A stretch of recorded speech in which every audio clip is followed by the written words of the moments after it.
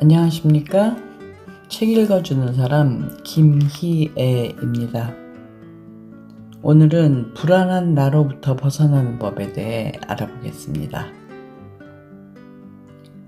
불행이 내 머릿속의 생각일 뿐이란 깨달음에서 더 나아가 불행에 씨가 될 만한 생각을 하지 않고 상황을 내 멋대로 해석하지 않을 때 비로소 불행이 사라진다는 것을 알았다. 나는 그 깨달음의 깊이를 더해가려고 했었다. 그래서 우리가 상상할 수 있는 최악의 상황, 즉 통증에 적용해 보았다. 먼저 통증이 무엇일까? 통증 자체를 생각하지 않는다면 통증이 어디에 있겠는가?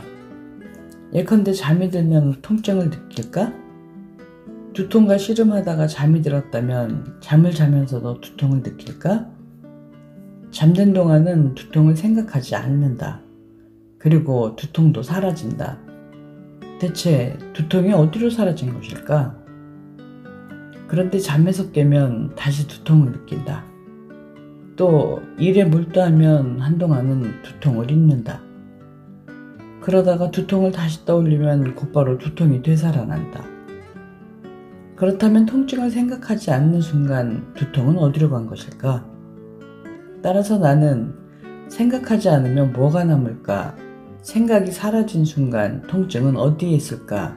라는 의문이 생겼다. 나는 통증이 밀려올 때 잠을 자지 않고 의식적으로 관심의 초점을 바꾸려고 했었다. 놀랍게도 관심의 초점을 의식적으로 바꾸자 완전히 사라지지는 않았지만 통증의 강도는 크게 달라졌다. 그 밖에 새롭게 발견한 것이 있었다.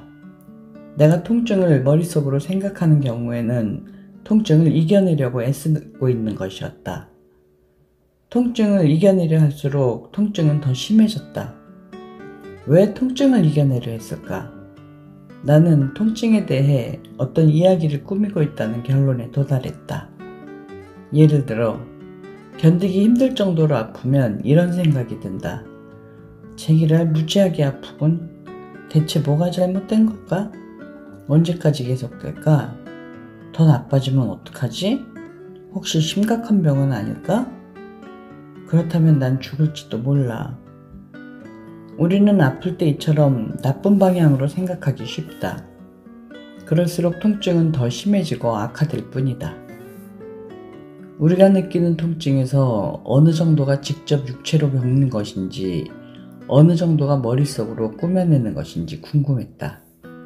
그래서 통증을 느낄 때마다 그 통증이 내 삶과 미래에 어떤 의미를 갖는지 생각하지 않고 나 자신에게만 충실하려 했었다. 괜한 공포에 사로잡히지 않고 현재의 느낌을 그대로 받아들이려 노력했다. 그럼 희한하게도 기분이 달라진다. 통증이 완전히 사라지지는 않지만 강도가 훨씬 줄어든다. 내 말에 공감한다면 언젠가 통증을 느낄 때 똑같이 해보라고 권하고 싶다. 그 순간의 불편함을 고스란히 받아들이고 통증이 야기할지도 모르는 미래에 대한 생각은 완전히 차단한다. 약을 먹든 통증을 완화할 수 있는 온갖 조치를 취하지만 미래와 연관지어 생각하지 말고 그 순간에 충실하라. 우리는 현재의 순간에 존재할 뿐이다.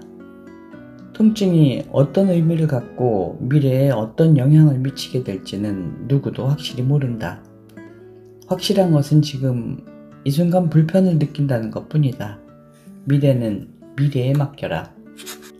인도의 위대한 스승 스리 니사르가다타 마하라지는 통증은 육체적인 것이고 고통은 정신적인 것이다. 정신의 한계를 넘어서면 어떤 고통도 없다.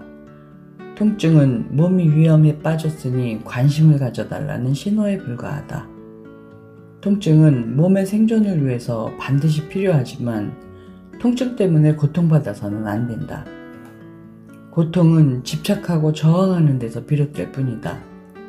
고통은 삶의 흐름을 거스르려는 욕망의 신호다라며 통증과 고통의 차이점을 분명하게 설명해 주었다. 이 책은 행복을 다루고 있으며 우리가 생각한 개념에 정의가 맞느냐 틀리냐에는 관심이 없다. 무엇이 우리의 행복과 불행을 좌우하느냐에 초점을 맞출 뿐이다. 따라서 우리가 고통받아 마땅하냐 그렇지 않느냐는 여기에서 중요한 문제가 아니다. 우리가 고통받을 짓을 했느냐 하지 않았느냐도 중요한 문제가 아니다. 우리는 공정성을 따지려는 게 아니다. 현실을 말하고 있을 뿐이다. 실제로 존재하는 것에 대해 말하고 있을 뿐이다. 따라서 당신이 통증을 느낀다면 그게 당신의 현실이다. 당신이 그런 처지에 빠진 것이 공정하냐 그렇지 않느냐는 별개의 문제다. 아무튼 통증을 겪는 것이 현재 당신의 처지라면 그 상황을 극복하는 최선의 방법이 무엇일까? 두려워한다고 해서 또는 당신이 그런 고통을 받아야 할 이유가 없다면서 세상이 불공평하다고 투덜댄다고 해서 문제가 해결되지는 않는다. 그런 불평이 당신에게 무슨 도움이 되겠는가? 그렇게 불평한다고 고통에 빠진 삶이 조금이라도 나아지겠는가? 두려움에 휩싸여 지내고 불평불만을 일삼는다면 우리의 일상은 어떻게 될까?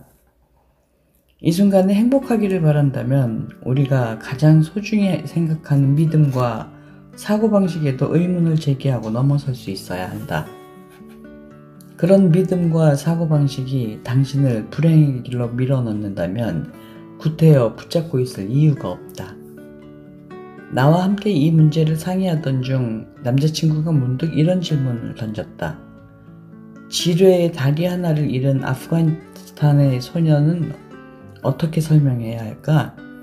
그래, 아프가니스탄의 그 소녀는 어떻게 설명해야 할까?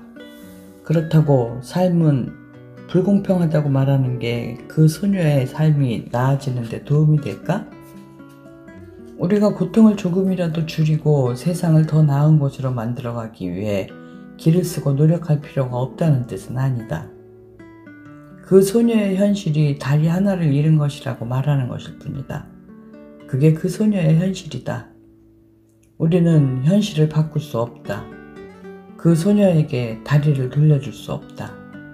그 소녀의 삶이 어때야 한다는 생각에는 우리의 두려움과 헛된 상상이 투영되지 않았다고 감히 말할 수 있을까? 그 소녀가 지금 어떤 생각을 하고 어떤 삶을 사는지 우리는 정확히 알지 못한다.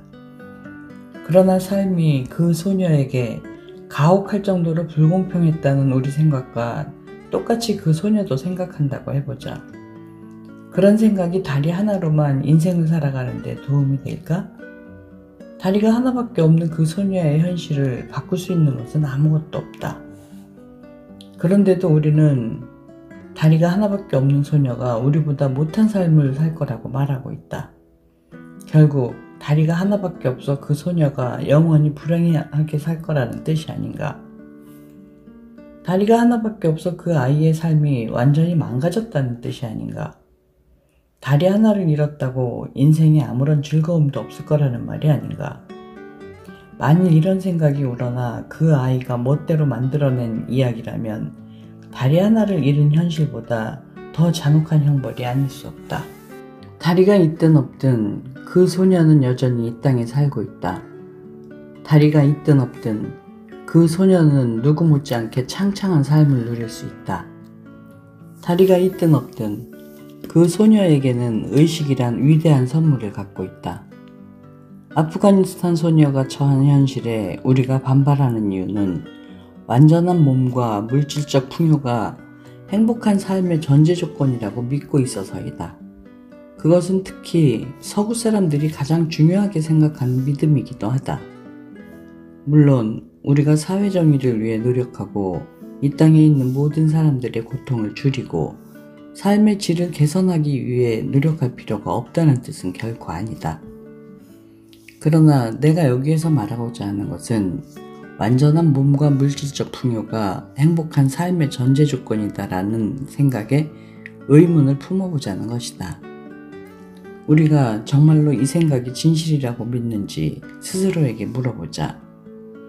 행복의 추구가 우리의 천성이라면 몸이 완전하지 않고 물질적으로 풍요롭지 않은 사람은 불행할 수밖에 없다고 자신에게 말할 수 있을까? 다리 하나를 잃었다고 깨끗한 물이 없다고, 냉장고에 먹을 것으로 가득 차 있지 않다고 불행할 수밖에 없는 운명이라고 자신 있게 말할 수 있을까? 그게 진실이라면 다리 하나를 잃고 굶주린 아프가니스탄 소녀는 현재에도 이후로도 영원히 즐겁고 행복한 삶에서 멀어졌다고 말할 수 있다. 그러나 그게 진실이라고 우리가 어떻게 확신할 수 있을까? 그럼 현실을 있는 그대로 받아들이라는 말이 삶에서 소극적이 되라는 뜻일까? 있는 그대로의 현실을 받아들이라는 말은 모든 것에 예라고 대답하라는 뜻은 아니다. 고통을 무작정 받아들이면서 우리 자신이나 다른 사람들에게 더 좋은 세상이 될 수 있도록 필요한 일을 하지 말라는 뜻은 더더욱 아니다. 또 이 땅에서 살아가는 조건과 삶의 질을 향상시키기 위해 노력하지 말라는 뜻도 아니다. 자칫하면 현실을 있는 그대로 받아들이라는 말이 소극적 자세를 취하라는 것처럼 들릴 수 있다. 그러나 여전히 그렇지 않다. 오히려 정반대다. 현실을 냉철한 눈으로 정확히 파악할 때, 또 짜증으로 반응하지 않고 지금 이 순간에 닥칠 일을 순순히 인정하며 주변을 차분하게 살필 때, 상황을 최적의 방향으로 해결할 수 있기 때문이다. 예컨대 당신이 길을 걷고 있는데 누군가 당신 앞에서 심장마비를 일으켰다고 하자. 이때 당신이 비명을 질러댄다고 해서 그 상황을 바꿀 수는 없다. 흥분해서 날뛴다고 그 사람이 벌떡 일어나는 것도 아니다. 또 불쌍한 사람, 이런 일이 생겨서는 안 되는데 착한 사람에게 이런 고약한 일이 생기다니 라고 한탄한다고 그 사람이 낫는 것도 아니다.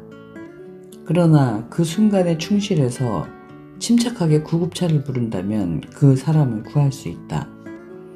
또 그의 옷을 느슨하게 풀어주고 편하게 눕힌 후에 지혜롭게 응급조치를 한다면 그를 구할 가능성이 커진다. 일상 속에서 부딪히는 크고 작은 일들이 다 마찬가지다. 현실을 거부하는데 쓸데없이 에너지를 낭비하지 말고 현실에 충실하면서 코앞에 닥친 일을 능력이 닿는 데까지 현명하게 처리하는 편이 훨씬 낫다.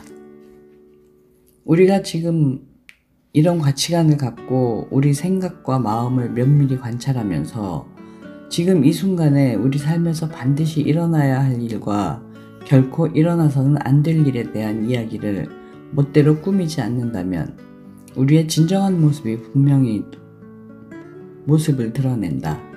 신비하고 경이롭게도 지금 이 순간에 한없는 행복감을 만끽하게 된다. 감사합니다. 책 읽어주는 사람 김희애였습니다.